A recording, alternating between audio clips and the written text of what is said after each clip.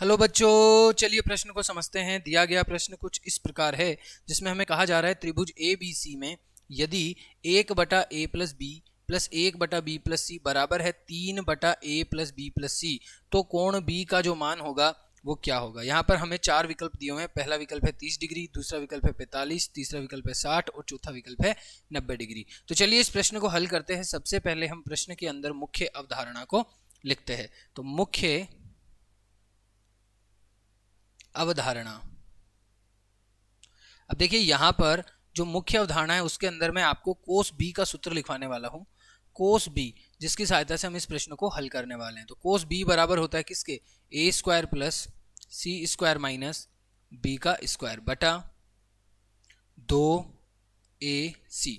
ठीक है जी। जहां पर हमें अब प्रश्न में क्या दिया हुआ है, जो हमें प्रश्न में दिया हुआ है उसके अनुसार हम इस प्रश्न को हल करते हैं। प्रश्न में हमें दिया हुआ है 1/a+b। तो सबसे पहले हम ए बी और सी का मान निकालेंगे और कोस बी में रख देंगे। जैसे ही ए बी सी का मान निकालेंगे और उसके अनुसार हम इस प्रश्न को हल कर सकते हैं। अब देखिए कैसे निकालेंगे।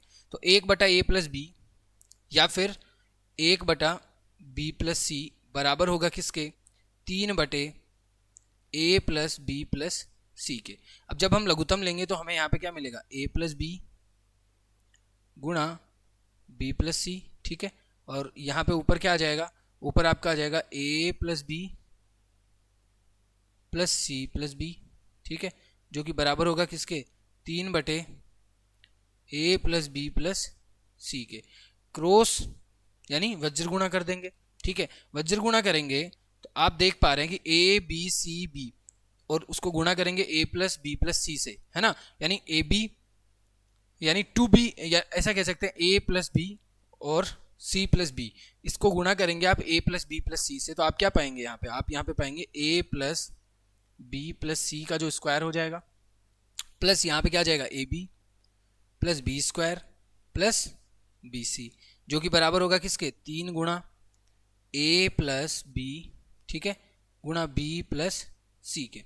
ठीक है जी। अब देखिए इसको जब आगे हल करते हैं हम, तो हम यहाँ पे क्या पाते हैं, जब आप इसको आगे हल करेंगे, गुणा करेंगे, तो आप पाएंगे कि ये हो जाएगा आपका a का स्क्वायर, क्योंकि a+b+c का जो a+b+c का होल स्क्वायर है उससे हमने इसको खोल लिया। तो a का स्क्वायर प्लस b का स्क्वायर प्लस c का square plus 2ab plus 2bc plus 2ac plus यहाँ पे क्या आएगा ab प्लस b का स्क्वायर प्लस bc। ठीक है, बराबर होगा किसके, जब आपने 3 को गुणा कर दिया तो ये क्या हो गया, 3ab, ठीक है, plus 3ac plus 3b² plus 3bc। ठीक है, अब यहाँ पे आप देख पा रहे हैं कि जब आप इसमें से इसको सरल करेंगे, यानी 3ab 3ac 3b² सबको इधर ले आएंगे, तो आप यहाँ पे पाएंगे कि a² बचेगा माइनस b² बचेगा प्लस c² बचेगा और माइनस का ac बराबर बचेगा 0 के।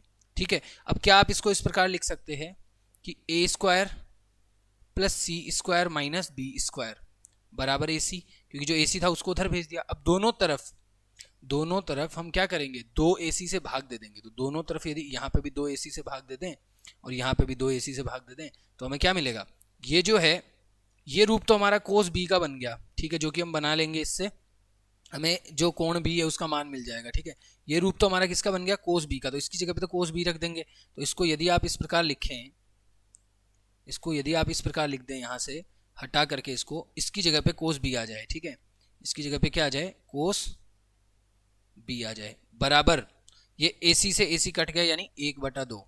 ठीक है, तो आप जानते हैं कि कोस b 1/2 कहाँ पर होता है, कोस 60 का मान होता है। तो ये आपका हो जाएगा बराबर कोस 60 डिग्री। इसे 1/2 की जगह पे कोस 60 आ गया, कोस में देखा हो ना।